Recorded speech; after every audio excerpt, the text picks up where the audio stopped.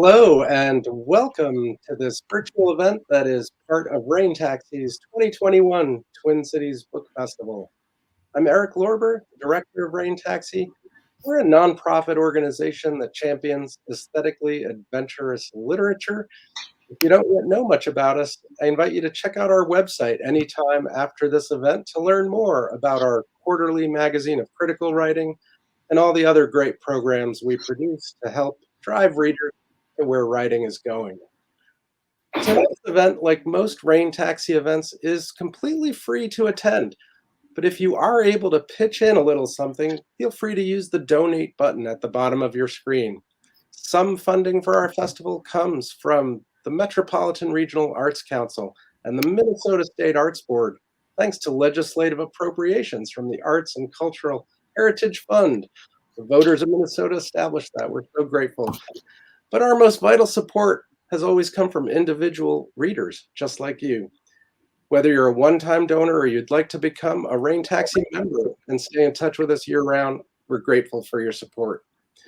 Don't forget, so many other ways to participate tonight. I see lots of you chiming in on the chat already, so keep those comments and observations and greetings coming from around the country. If you have a question tonight, you can use the Ask a Question box, and we're going to get to some of those at the closing of tonight's event. And then best of all, you can buy the book. And if you hit that button on screen tonight, you will be getting not only a copy of all of the Marvels, which is great, but this is a key perk here, this amazing signed bookplate that the publisher created with the Ex Libris True Believers title, and that Douglas Wolk has decorated with quotes from Marvel Comics. With all of the Marvels in my hand, it's so great to welcome to our screen these two wonderful people.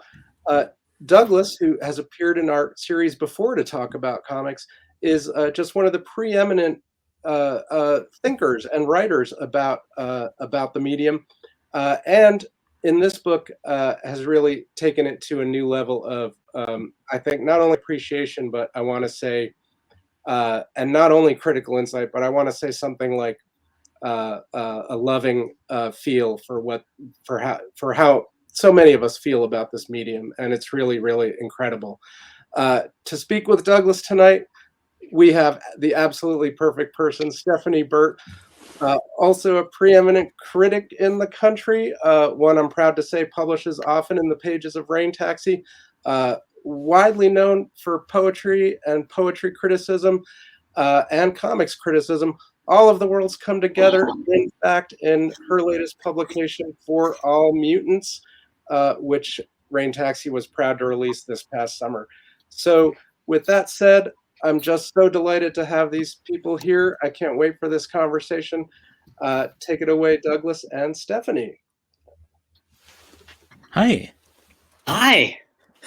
I feel like, I don't know whether this has taken a few weeks to set up or a few years or our entire lives. Pretty much, yeah. But it seems, I think, the third one. Yeah.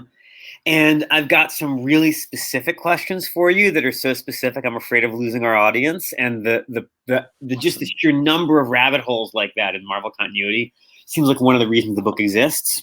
Yeah. But I'm going to open with one that lets you decide where to land. Okay. So,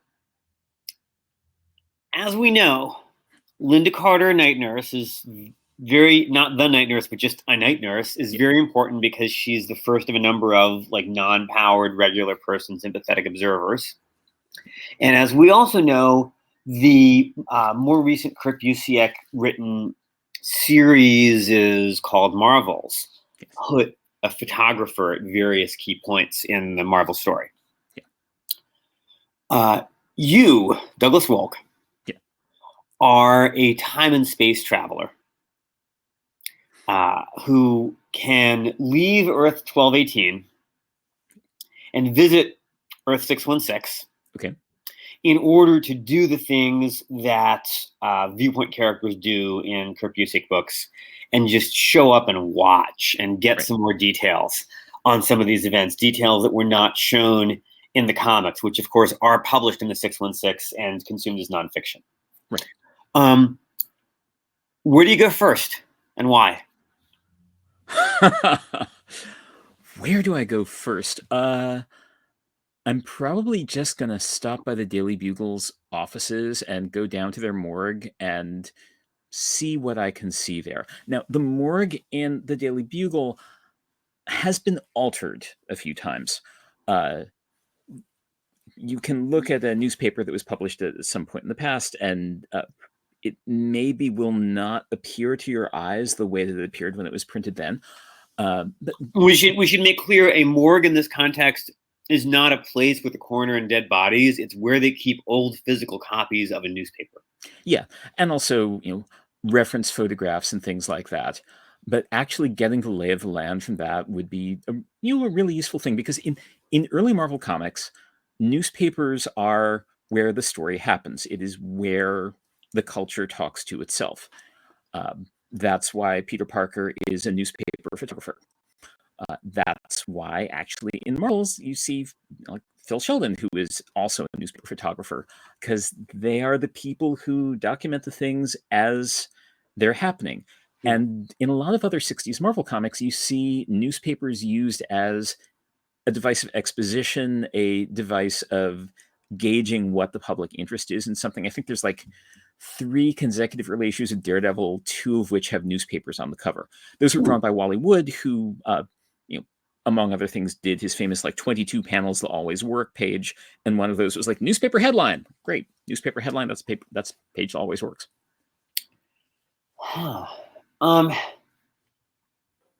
I would be afraid you would be expelled from the universe for breaking sliding time by doing that. That's true. Although I suppose every event, sliding time would apply to the morgue. So, right.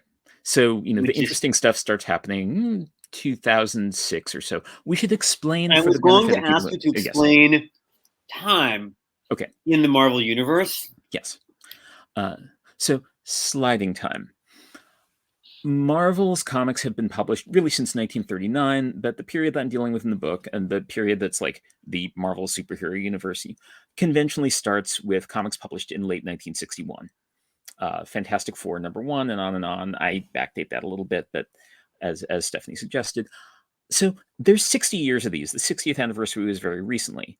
And yet, all the characters are not the age they were at that point plus 60 years. Aside from a thing that Marvel's been publishing very recently, comics called Spider-Man Life Story and Fantastic Four Life Story, which are well, what if it had been going on for but that aside, trying to avoid falling down rabbit holes. It's so hard. There's so many rabbit holes. Yes. There are comics in the early 60s in which President John F. Kennedy appears. Okay. But Peter Parker got bitten by a spider when he was 15, and he's not much more than 29 now. What happened? So, fandom. Bless the fans. Bless the fans who do fantastic Talmudic interpretation of everything. What some fan came up with was the idea of sliding time, the sliding timeline. The Marvel Universe starts 14, 15 years ago. 14, 15 years before now. Whenever now is. So the events that were published in the comics of the early 60s happened around, 2006 or so. And if John F. Kennedy is president, or if there is no such thing as a cell phone or cable TV, that is a topical reference that was inserted into those stories as published to backdate them. This is what we call a legal fiction. It's great. I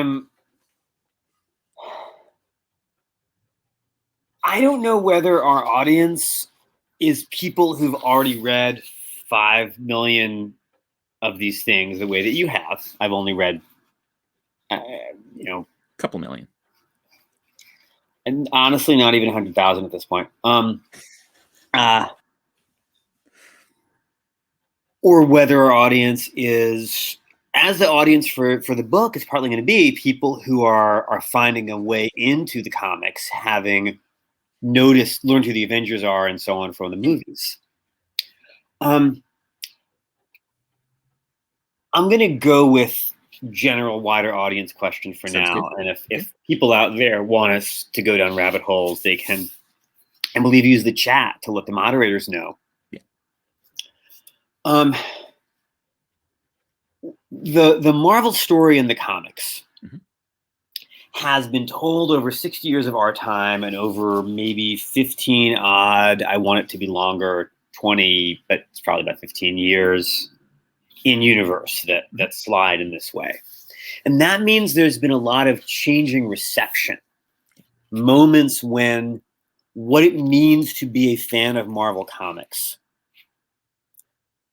evolves and changes suddenly, and maybe bifurcates or becomes a kind of evolutionary tree, so that you get people like me who are primarily X-Men fans and other people who really just want to know what's going on with the Hulk. Can you and you talk about a little of developing fandoms in your book, but can you just go specifically to a moment when the fandoms changed or when the fandoms diverged, a moment when public reaction or consumer reaction to what Marvel is putting out, just it's different this month from before? One moment that comes to mind is sometime around 1966 or 67, I believe, when Marvel realized that the audience for their comics was not quite what they thought it was. They thought they're saying PhDs in comics and they want their rabbit holes. Okay, that's good to know. The audience wasn't what they thought it was. They had been pretty sure they were doing stuff for an audience that was primarily like kids and were entertaining themselves, like making work that they themselves could enjoy and appreciate. And they noticed that they were getting a lot of collegiate readers, a lot of somewhat older readers. They were getting invitations to speak on campuses, which Stan Lee loved doing. He did a lot of that. Oh yeah, he liked doing that more than he liked writing the comics. Arguably, I was well, rabbit hole. Putting a pin in this for a second. You just put a pin in a rabbit hole. Yeah, so many rabbit holes. You can fill lots of pins. You're gonna hurt the rabbits. Ow! Rabbits are nimble. Yeah. So there's a period in 1966 or 1967 where they changed their logo from Marvel Comics Group to Marvel Pop Art Productions. Pop art. Because that's how their stuff is being received. That lasts about 2 months. They're like, okay, yeah, maybe, no, no. Let's make comics. If they're going to be pop art, they're going to be received as that. We can't make them be that.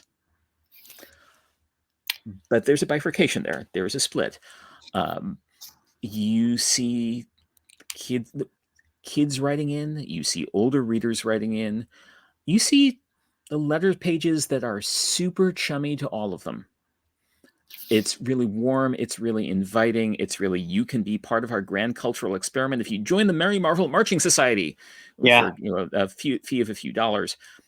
And we've got ranks for you. You can be a PMM, Permanent Marvelite Maximus. You can be an RFO, a Real Frantic One, if you've got letter printed. And this is all obviously bogus. It is all obviously a scam.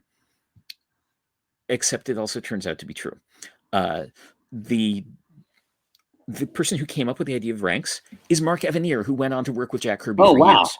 Wow. He was a teenager at that point. The kids who are writing into the early issues of Fantastic Four and Spider-Man, George R.R. Martin's first published work is a letter in Fantastic Four number 20 or so. He's 14 years old. He only has one R in his name at that point. Ooh. The first letter column, in Amazing Spider-Man number 600 in the letter column, the editor was like, so our first letter column was printed back in number 3. Is anybody from back then still reading now? And he gets responses from people who had their letters published in number 3. One of them is a guy he's written a bunch of books for Billboard. He's the person who writes the Dick Clark New Year's Eve special every year. And he writes in and says, I was, 8 years old when I was reading the first couple issues of Spider-Man, and I thought it was the best thing I'd ever seen. And I wanted to be a writer, and that's what I became. I wrote my letter to the 3rd issue, and Stan printed it. And I'm still reading.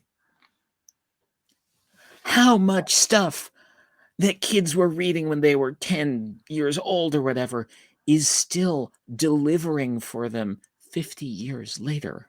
Yeah. That's amazing. Yeah. Yeah. Doctor Who, but not much else.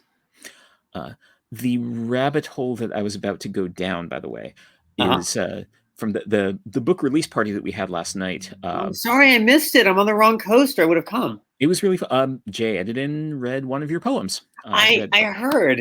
Read the Valeria Richards poem. Yes, yes. And it was written for that. That's what it's for. Thank you. And I sang the theme song that I wrote for the book.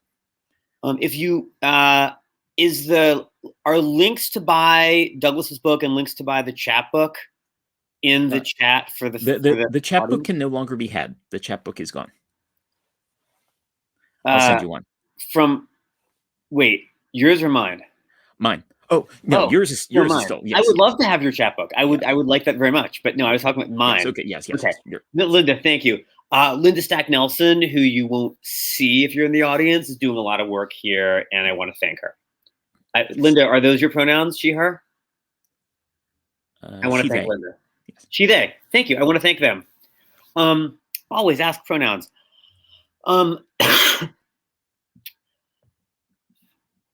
It's time for rabbit holes, apparently. Rabbit holes are great. Rabbit holes are great. One of the wonderful things about this book, which I'm just going to wave in front of you because I've just been, going back through it, is that every page has its own rabbit holes. And I was looking for a way to ask a sort of intrusive fiddly X question, like, why don't you recommend any comics between the end of the Morrison run and House of X? Did Brian Michael Bendis rear-end you one day? What happened? No, I don't actually think you have anything against Bendis. This book is so big that everyone who knows one part of the universe very well is going to find that something's been annoyingly left out because that's the way this project works, and it's great. So much stuff got left out. I know. So much stuff got cut. I know. So I'm going to ask you instead, since we're talking about public performance and what gets shown to a large public, about the person who comes quite fittingly after the X chapter, which is Dazzler. Okay. Has Dazzler ever been in a story as good as the character? Has she ever starred in a story that's actually as good as that character should be? Wow. Depends how good you think she should be. I love her. I want her to star in a series that is beautiful and fun and can hold its own against Campbell and Thompson's Gem and the Holograms in terms of being a girl power music series. Yeah, I mean, the original Dazzler series was very much not that. Yes. So Dazzler was conceived of as a piece of commercial synergy. Casablanca Records, the disco label, and Marvel developed this character together, and the idea was that there would be somebody who would dress as Dazzler and record as Dazzler and go on tour as Dazzler, and there would be Dazzler comics. That did not happen. The closest thing to it happened a decade later with Nightcat. What? Nightcat. Is Nightcat in the book? Nightcat is not in the book. Tell us about Nightcat. Nightcat was an actual singer who went by that name. I don't remember her actual name, but in 1991 or so, she made a deal with Marvel and made an album, and there was a Nightcat 48-page special with a script by Stan Lee, art by Dennis Cowan, about this New York singer who becomes a superhero called Nightcat. and the record stiffed and the comic stiffed and let us never speak of this again. But it came out. That was the thing. They tried. Her real name was Jacqueline Tavares because the music had some Latin elements. Okay. I just found her fandom page, and wow. It just looks extremely uncomfortable. It was so 1991. It was extraordinarily 1991. So Dazzler having a great moment. I do like that X-Men story where she runs into Juggernaut, who starts fighting her and then realizes who he's fighting and is like, oh my God, I'm a gigantic fan. I'm so sorry. Yeah. I believe that happens in Scotland. What? Does that happen in Scotland? Yes, I believe it does. I believe it does. Yeah. How Juggernaut gets on the plane is a whole other question, but yeah. I mean, there are passenger liners at that point. True. You could also just take the Crimson Jewel of Ceterak out of his.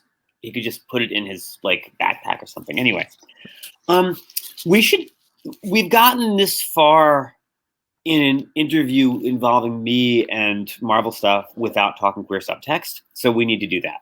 Okay. Villain couples, Juggernaut and Black Tom. Yeah. When you talk about how many, I mean, in addition to the hero couples that a lot of this audience knows, can you talk about subtextual couples in Marvel Comics and when we know the writers were doing it on purpose and how they've evolved? So supposedly the first subtextually queer Marvel character was one of the Howling Commandos, one of Nick Fury's brigade. Stan Lee claimed after the fact, oh yeah, Percival Pinkerton. Totally. That was me writing. Personal, so yeah. Which for that generation, Percy did. Yeah. Percival Pinkerton.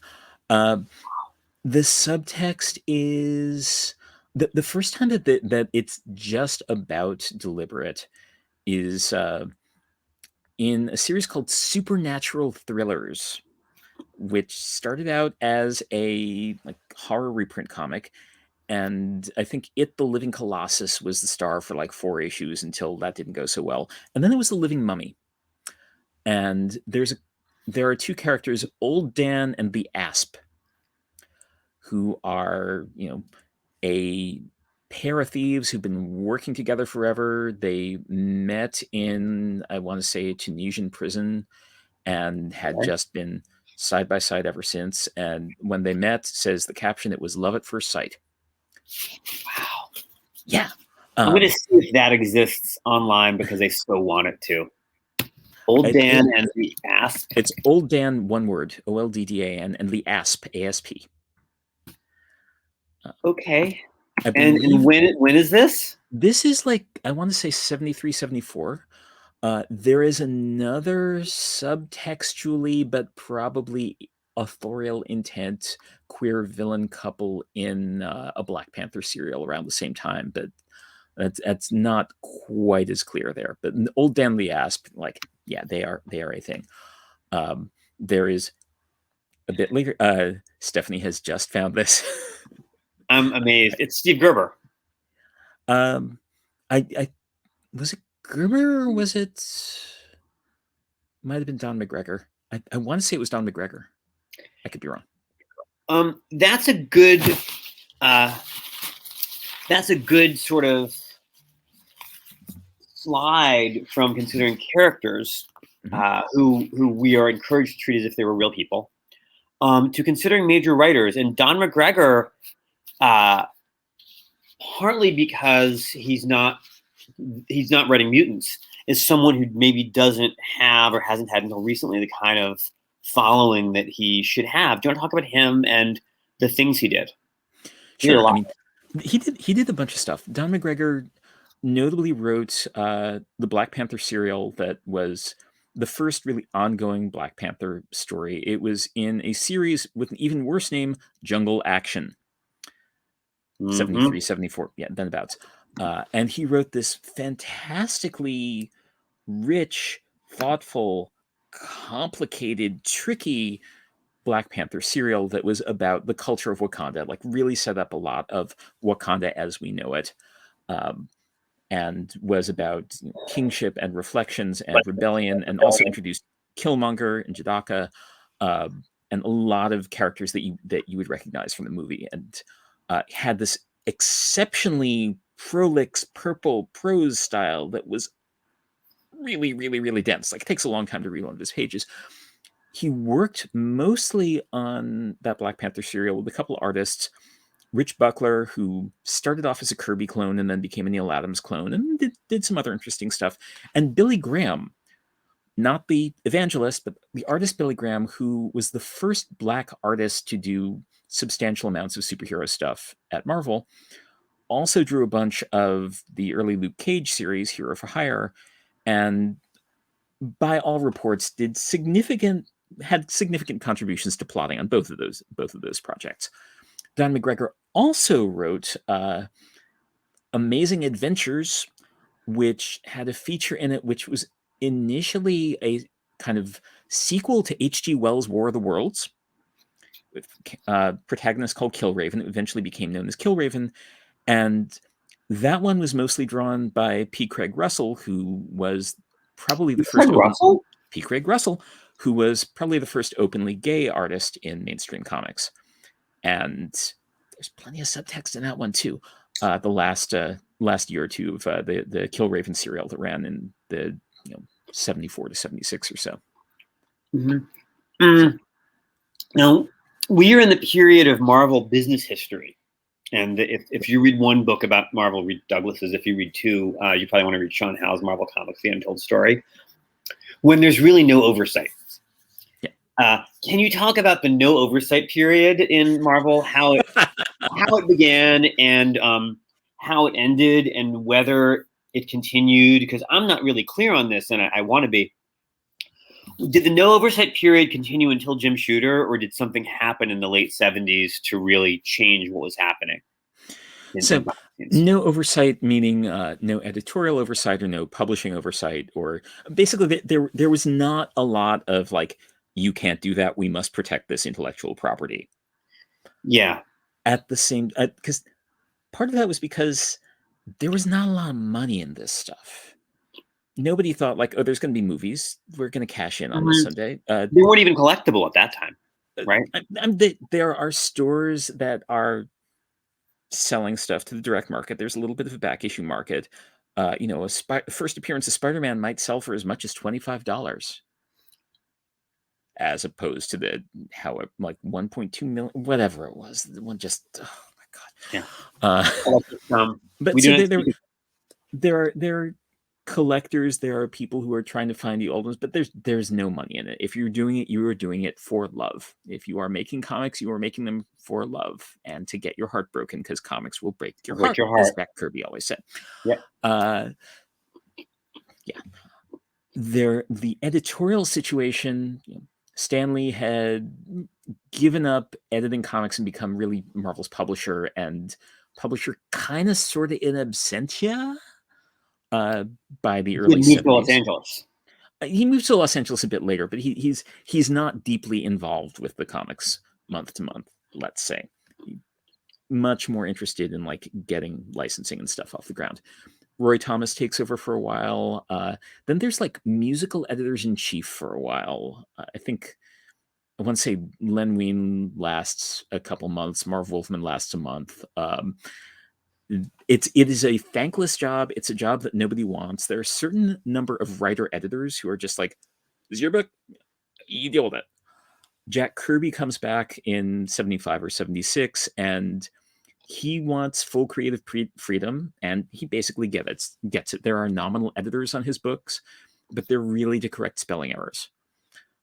The idea is like, creator, do what you want. Steve Gerber is writing Howard the Duck and just completely goes his own way. He actually makes a deal with Marvel to sell Howard the Duck for President campaign buttons in 1976, and to sell them out of his apartment and advertise them in the letter column of Howard the Duck. Can you explain Howard the Duck? Like, why? What? Who? So what is Howard the Duck? It first appears in the final issue of a series called Adventure into Fear. What? Adventure into Fear also starts off as a horror reprint comic. Uh-huh. Then it becomes the host to Man-Thing. Right. Man-Thing is a monster comic. As Steve Gerber discovers, it is a monster comic with a protagonist who cannot speak and who cannot think. He has no speech balloons. He has no thought balloons. He doesn't really move very fast. He can't react to anything in any way other than burning it. And that's only if it knows fear. That's only if it knows fear. Whatever knows fear burns at the touch of the Man-Thing. So you have a protagonist. That is a real limited protagonist. Steve Gerber decides, okay, if I can't have a protagonist who has interiority or speaks, I can just do whatever kind of story I want and stick this monster in the middle of it. So his stories get increasingly more personal and increasingly odd. In the final issue, there are a bunch of people who have accidentally fallen into the Florida swamp from alternate realities, and one of them is this cynical talking duck who sticks around until the next issue and then like falls off something and appears to be just like falling into space forever. Fans think this duck character is hilarious. They write in, they're like, can you give us more of the duck? The duck reappears in a couple of backup stories in the other series that stars Man-Thing, which has the fantastic title of Giant Size Man-Thing. Of course. Howard appears in a couple stories in that. Fans are like, we want more Howard the Duck. It's the 70s. Why not? Howard the Duck gets his own comic and then his own newspaper strip. And they're Steve Gerber's baby. Steve Gerber does various strange things with him. My absolute favorite issue of Howard the Duck is number 16, which comes about because, like everybody else at Marvel at that point, Steve Gerber has blown his deadline beyond repair. And this is not a time when, like, well, if the issue's not done, then we'll delay it a month. It'll come out a month late. We skip a month. No, something has to go to press. Yeah, something. Well, this is inventory. This is how the inventory issue comes about. You have to put something on. You have to put something on the newsstands. You have to put something on the newsstands. What has occasionally happened is that, like, you just have to reprint an older issue. Fans hate that. Yeah, it actually happens with a Killraven, the Killraven thing in Amazing Adventures at one point. Amazing Adventures, like, Killraven's only been going for a year and a half, and they have to run a reprint, so they basically do like a clip show with stuff from 2 previous issues that came out a year earlier. Like, there you go. So Steve Gerber, on hitting this deadline and going past it, decides, I'm going to do something different. He calls up a bunch of artist friends he knows, asks them each to do a 2-page drawing of whatever, as long as it involves Howard the Duck. One of them involves like a lampshade and a flamingo and a Vegas showgirl and Howard the Duck. And he writes this stream of consciousness, probably speed-fueled prose rant. And so it's just an issue of these... I don't think that's number 16, because I'm looking at number 16 right now, and there's a construction-themed villain called Schist. No, it's Howard the Duck 1976 series. Oh, okay. I was looking at Adventure into Fear itself. Yeah, no. Now we're actually in the Howard the Duck series. Okay, I'm so sorry. Yeah, no. Howard okay. The Duck in the chat again. Okay. Yeah, and so it's like a prose piece about Steve Gerber and deadlines and thinking about comics and thinking about Howard, and take it or leave it. This is what we're doing for your 35 cents this month. You can only really do it once, but I'm real glad he did it. I am still reacting to the idea that the prominence of Howard the Duck, indeed his near inescapability for a while, was because readers wanted him. Yeah, And that is also how much more recently Gwenpool happened. Oh yeah. Oh, do you want to tell you? I believe you're the person who told me the story of how Gwenpool went from being an image to a miniseries to one of my favorite continuing characters. Yeah. If you would like to tell that story, that's something where I'm pretty sure we can find the images. Okay. And that is a lovely story. This is 2015. So Gwen Stacy is a character from the Spider-Man story who died around 1973, I want to say. Sounds right. But is still, is still well remembered. Mm-hmm. So there is in 2015, there's a bit of a, people are talking about Gwen, and they're like, we're going to do a Gwen Stacy tribute month on some variant covers, not the regular covers of comics, some limited edition variant covers for people who want a different cover. They do a lot of those. And one of those covers is a cover of a Deadpool miniseries where there's an artist who draws this kind of like Gwen Stacy-ish looking character in a modified hot pink Deadpool costume hanging out in the pool.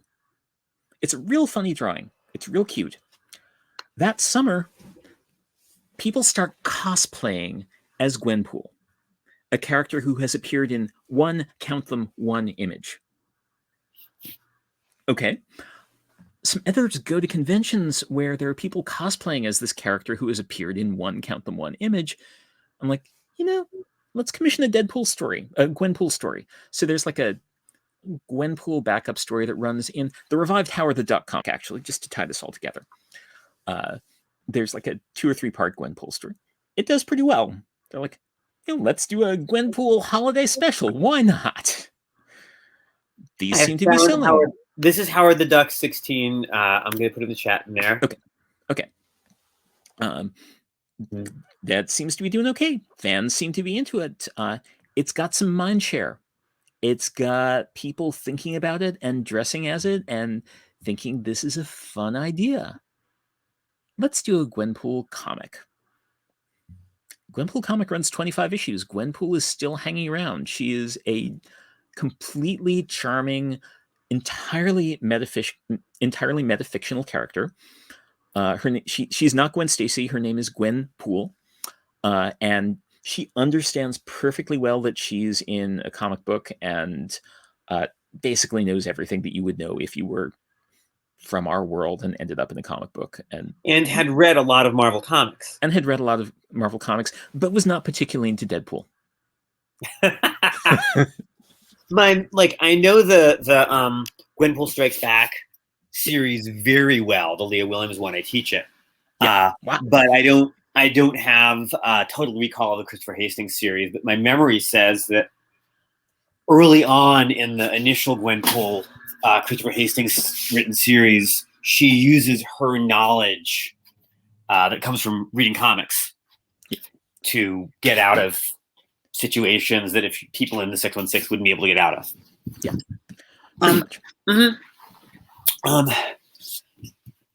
She is not the first, although at this point she may be the most beloved of Marvel's frame-breaking metafictional figures. Nor is Deadpool, fortunately. Okay. Is She-Hulk the first? And do you want to tell the bizarre business meets more business story of why there is a She-Hulk and perhaps why she's a lawyer? That's a good question. I assume that she's a lawyer for the same reason, because it refers to the reason she exists. That's a really good idea. I don't know that that's the case, but I like that idea a lot. She-Hulk was really the final major Marvel character to be co-created by Stan Lee in 1980. And that was because I think Universal or somebody had the film and TV rights to the Hulk and to ancillary characters that they developed because of the Hulk show. And someone was like, we should make sure that we do a She-Hulk so nobody else ends up owning She-Hulk. Thus, a She-Hulk comic. When that original She-Hulk comic ran a couple years, whatever, it's not super special. When she was revived a bit later, I think John Byrne was really the first person to establish her as having a... So there is a term from comics of the early 70s, which was cosmic awareness, which is a thing that Captain Marvel had. The joke is that She-Hulk had comic awareness. She knew she was in a comic book. She was a little bit fourth wall breaking about it. Not super, but kind of. Mm-hmm. And that has become part of the subtext of a lot of the stories about her ever since. She did work. She's a lawyer. There was a series that Dan Slott wrote in the mid-2000s where she worked at a law firm that mostly dealt with superhero-related issues, as you need law firms to specialize in if you happen to live in a universe where there's super activity going on all the time, which established one of my favorite bits of metafiction, which is that in the Marvel Universe, the Comics Code Authority is not about the content of comics and whether it's all ages friendly. They are a government agency, and if a comic has the Comics Code Authority seal on it, that means it has been vetted to the point where it is admissible as evidence in a court of law. Ooh. Yeah. Anyway, This is the first... I love the Charles Soule She-Hulk. This is the first time anyone's told me to read the Dan Slott She-Hulk. It's got some fun stuff. It's not all great, but it's fun. The awesome android from the early issues of Fantastic Four shows up and gets employed by the law firm and starts going by Awesome Andy. Seems fair. Yeah. Do we want to take some questions from... Oh, yeah. Feed? Yeah, we could just go on. We could do this indefinitely, except we do. Yeah. Everybody needs dinner. Like, I have a... it's certainly question time. Do we just look at the comments? Hi, Eric. Hello. Hi. I'm here, yes, with questions, and also to remind folks that if you want the full story that envelops all of these great arcane details, you can get Douglas's All of the Marvels just by hitting that green button on your screen. You're going to get a cool signed book plate personalized by Douglas. Which quotation will you get from the comics? It's a surprise. And then if you're interested in the poems that Stephanie wrote, some of which are based on Marvel Comics, we'll pop that link in the chat again, For All Mutants. You need that book. I agree. I feel you need them both. But we do. I want to come back to where we began and quickly dived in from. Douglas, tell the folks really how this project got started, and clue us in, because everyone is curious. How many comics did you actually read, and how did you pull it off? And people are asking, how much digital was involved, what were the differences in reading formats and so forth. But give us the lay of the land for how you decided to read all of the Marvels. So the short version is that about 6 years ago, my kid, who had never been interested in superhero comics before, looked at a slideshow I'd put together for a class I was teaching and realized that superhero comics were the kind of complicated system that makes the lights in his brain light up. Yeah. And then he wanted to read them all. I was like, okay, this'll last a week. It'll be a nice week we have together. It's fine. And then 4 months later, he'd read like 7 years worth of them and decided he wanted to jump to the modern crossover era. And it became a thing that we were bonding over. And I also started thinking, what would happen if I read all of them? What would that 54-year-old story look like? What would that 500,000-page story that keeps growing look like as a story? And what would be its relationship to the world around it, the world that made it, the world that was read in? And so I read them every way I could.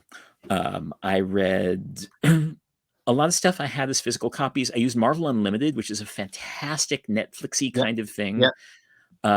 And they've got tens of thousands of issues there.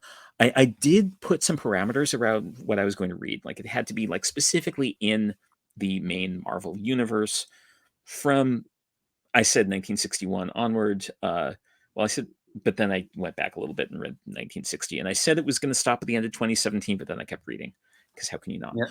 Yeah. And read digital stuff, read physical stuff, read reprints, read omnibuses, read really any format I could find. Tracking them down was not the hard part. Finding hours in the day was the hard part. I tell a little of this story in the book. I did not mean to read any when I was at Burning Man a couple of years ago, but somebody had set up a Stanley Memorial Shrine, and there was a little box in the base that said "Read Me," and you pulled it out, and there were a bunch of issues of Fantastic Four and Tales to Astonish and Tales of Suspense from the late '60s. And what was I going to do? Not read them? And I thought, actually, I'm gonna do some bibliomancy here. I'm going to figure out how to get further on this book project that I'm so stuck on by taking a random issue and opening it to a random page and pointing at a random panel. And that's good. And that's going to be my fortune. That's going to tell me what to do. And I did that, and I pulled out a random issue and I pointed to a random panel, and it was a Fantastic Four panel where somebody is saying something really dire about the dangers of radioactivity. And I was like, okay.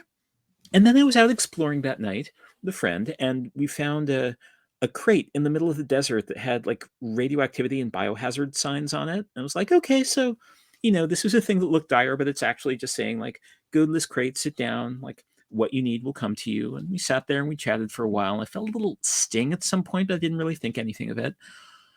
And then the next day it turned out to be this massive, incredibly gigantic, painful spider bite. There are no spiders there in the desert.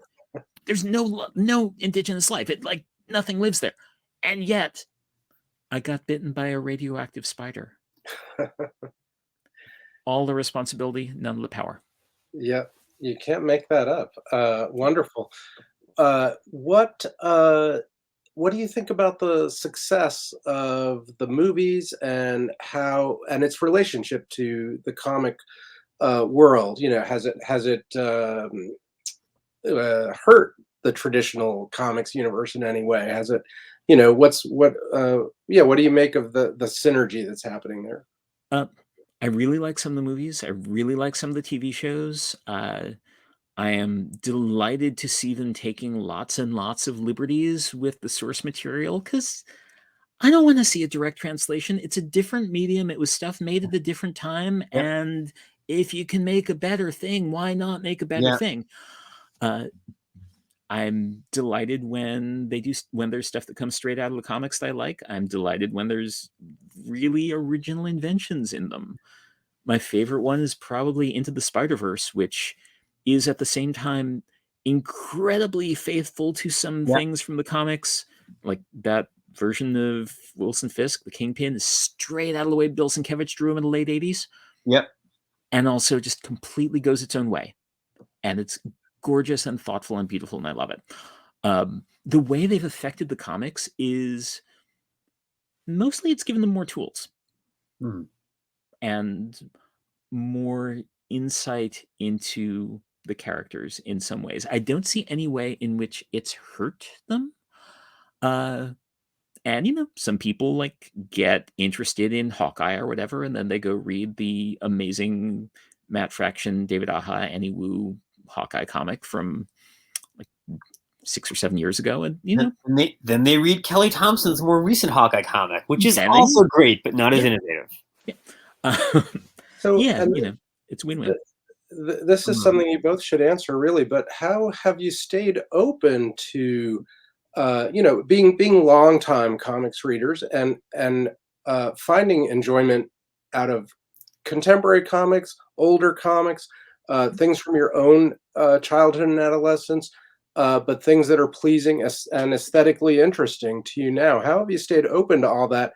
And to be a little more specific, what would each of you maybe cite as some standout story arcs that have happened in the 2000s? I mean, the 2000s, the decade, or the 2000s, the century? Either, both. Yeah. 2000s, the decade, were a while ago. Yes. century, I mean, I think Stephanie and I are both pretty deeply invested in all the current X titles, like the Krakoan era X Not books. all the current X titles, but yeah, Okay, yeah. the Krakoan era, New Mutants, Adjectiveless X-Men, some of Marauders, Hellions. I kind of wave the flag for Hellions and Sword. Those are. Oh yeah, no, Hellions is very good. It just doesn't have any of my personal Yeah. No, Hellions is great.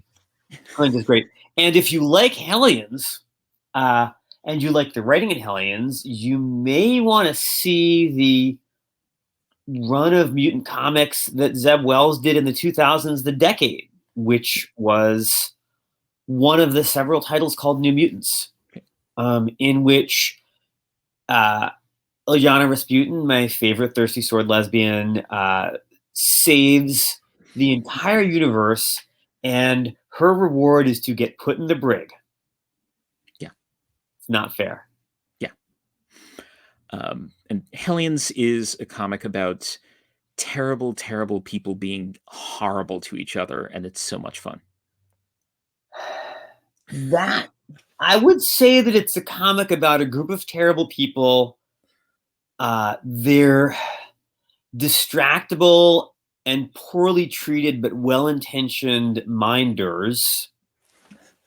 And which among them has figured out how not to be terrible, and which among them is the absolute worst? Because there's characters who've actually become, like Grey Crow, like there's characters who've actually become kind of good and admirable and interesting and have grown and changed. Right. And there's one character who I don't recommend anyone watch South Park if there's anyone here who's like not South Park character. But if you know anything about South Park, which I don't watch, but I know this because I'm the age I am, there's a character called Kenny who got killed in every episode of South Park, and it was a running joke. There's a character called Empath who is the worst and least sympathetic mutant villain in Marvel history. I just counting only mutant villains, and who is on this team where in another comic he'd be one of the good guys, and